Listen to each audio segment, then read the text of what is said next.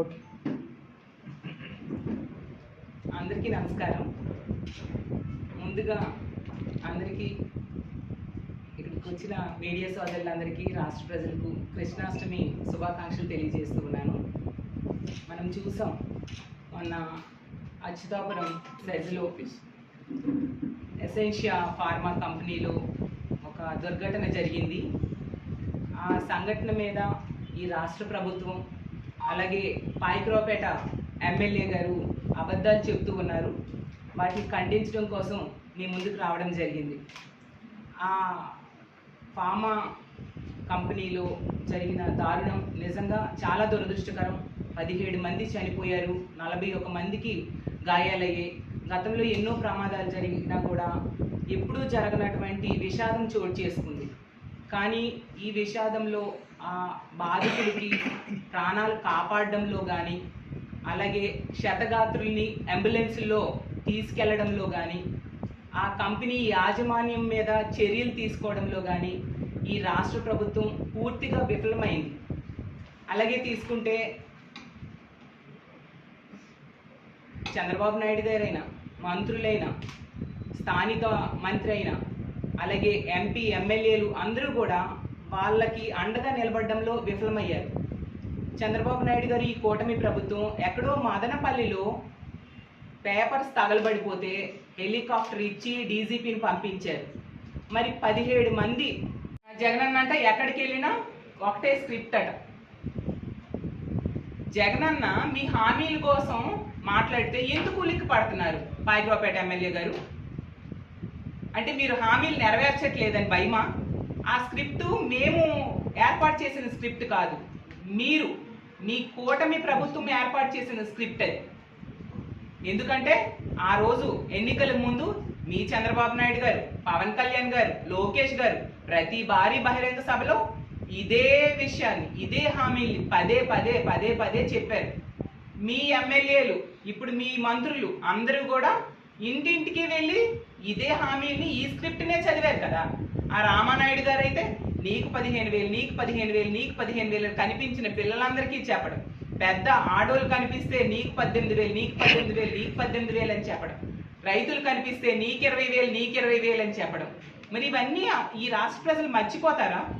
ఆ విషయాన్ని రిమైండ్ చేస్తే మీకు ఉలికిపాటు ఎందుకు? దానికి సమాధానం చెప్పడం మానేసి మీరు స్క్రిప్ట్ అనడం ఏంటి? ఆ స్క్రిప్ట్ ఇచ్చిందే మీరు. మీ స్క్రిప్ట్నే ఒకసారి జగనన్న రిమైండ్ చేశారు, మేమైనా రిమైండ్ చేస్తాం.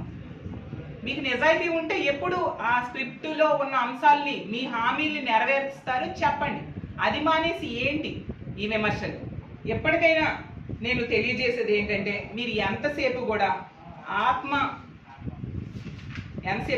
ఆత్మస్తుతి పరనింద అన్న ప్రకారం వెళ్తున్నారు తప్ప బాధ్యతల మీద దృష్టి పెట్టట్లేదు.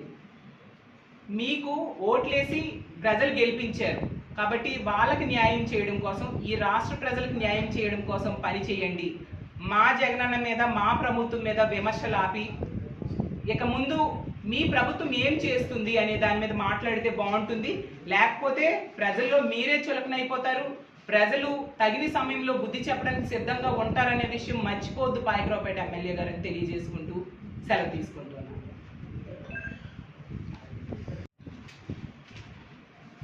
జీవోలు కూడా ఇవ్వడం జరిగింది. అందులో రాష్ట్ర స్థాయి కమిటీలో AP pollution control board member secretary, అలాగే director of factories, commissioner of labour, పరిశ్రమల శాఖ కమిషనరు, వీళ్ళందరూ కూడా సభ్యులుగా ఉండడం జరిగింది.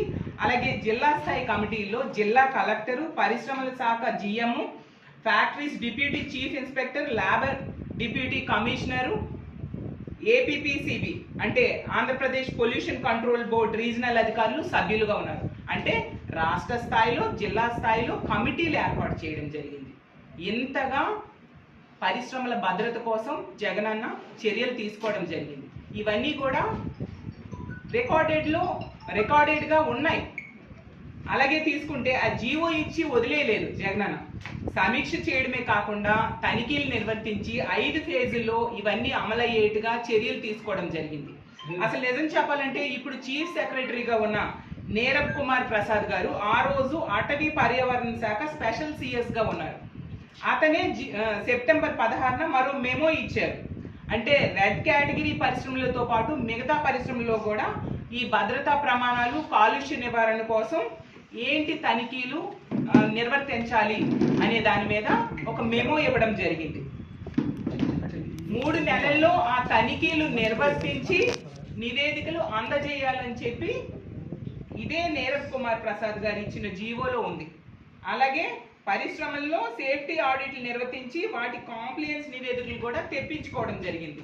ఎంత చక్కగా ప్రమాదాల నివారణ కోసం జగనన్న ప్రభుత్వం ఆ రోజు చర్యలు చేపట్టడం జరిగింది. ఇవన్నీ మీరు తెలుసుకోవాలంటే ఈ నీరబ్ కుమార్ ప్రసాద్ గారు ఇప్పుడు చీఫ్ సెక్రటరీగా ఉన్నారు. అతన్ని అడిగి తెలుసుకోండి. అతను ఆ రోజు అక్కడ వర్క్ చేశారు. అతన్ని అడిగి తెలుసుకోండి. అలాగే తీసుకుంటే మొన్న చంద్రబాబు నాయుడు గారు వచ్చారు మన విశాఖపట్నం వచ్చి ఎంతసేపు కూడా ఈ జరిగిన దుర్ఘటన అంతా కూడా జగనన్న ప్రభుత్వం మీద నెట్టేయడానికే తాపత్రయపడ్డారు తప్ప ఏమి చర్యలు తీసుకోవాలి అనే దాని మీద కాన్సన్ట్రేషన్ లేదు. అసలు చంద్రబాబు నాయుడు గారి అతను ముఖ్యమంత్రిగా 14 ఏళ్ళు గతంలో చేశారు. ఇలాంటి సంఘటనలు జరగలేదా? ఎందుకు పరవాడ ఫార్మాసిటీలోనే 24 యాక్సిడెంట్స్ జరిగితే 21 మంది చనిపోయారు 2014 నుంచి 19 మధ్య. 69 మంది గాయాలయ్యాయి. ఇంకా రాష్ట్ర వ్యాప్తంగా తీసుకుంటే లెక్కలేనని. ఇన్ని జరిగి ఈ ఒక సంఘటన జరిగింది, అది గత ప్రభుత్వం మీద నెట్టేయడానికి మీరు ప్రయత్నించడం ఏంటో అర్థం కావట్లేదు. అలాగే ఆయకరావుపేట ఎమ్మెల్యే గారికి ఇంకో సూచన, మీరు ఎంతసేపు మా జగనన్న మీద మా జగనన్న ప్రభుత్వం మీద కామెంట్స్ చేయడము విమర్శలు చేయడము మానేసి అసలు మీ బాధ్యతని సక్రమంగా నిర్వర్తించడానికి ప్రయత్నిస్తే బాగుంటుందని తెలియజేస్తూ ఉన్నాను. ఇప్పుడు ముచ్చుమర్రి సంఘటన అయ్యింది. ఆ సంఘటనలో బాలిక కనిపించడం మానేసింది, ఎక్కడో పడేశారు. ఈ 50 రోజులైనా దొరకలేదు. వెతకడం కూడా ఆపేశారు. ఎందుకు? ఆమె ఒక పేద ఆడపిల్ల, ఒక బీసీ ఆడపిల్ల కాబట్టి నిర్లక్ష్యం. సస్పెండ్ అయిన సిఐకి ఎస్ఐకి పోస్టింగ్లు ఇస్తారు కానీ బాలిక మృతదేహం మాత్రం ఈ రోజు కూడా దొరకలేదు. అది ఈ ప్రభుత్వం తాలూకా బాధ్యత. అలాగే తీసుకుంటే మొన్న కలకత్తాలో సంఘటన జరిగింది ఒక డాక్టర్, లేడీ డాక్టర్ మీద. అది చాలా దురదృష్టకరం. అలాంటి సంఘటనలు ఈ ఆంధ్రప్రదేశ్ రాష్ట్రంలో తీసుకుంటే 2 రోజులకు ఒకటి జరుగుతూ ఉంది. ఎందుకు? ఈ పాయకరావుపేట ఎమ్మెల్యే గారు మన జూనియర్ డాక్టర్లు ధర్నాకి మద్దతు తెలియజేస్తూ వెళ్ళారు, ఫోటోలు దిగారు, చాలా సంతోషం. కానీ ఏం చర్యలు తీసుకున్నారు? ఈ ఆంధ్రప్రదేశ్ రాష్ట్రంలో ఆడపిల్లల సేఫ్టీ కోసం, డాక్టర్ సేఫ్టీ కోసం ఆ సంఘటన జరిగాక మీరు ఏం చర్యలు తీసుకున్నారు?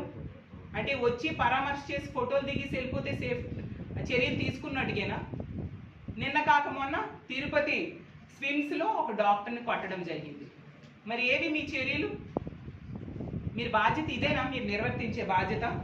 ఏ మెడికల్ కాలేజ్లో కానీ ఏ ప్రభుత్వ కాలేజ్లో కానీ మీరు ఏం చర్యలు తీసుకున్నారు ఆ రోజు తర్వాత చెప్పండి.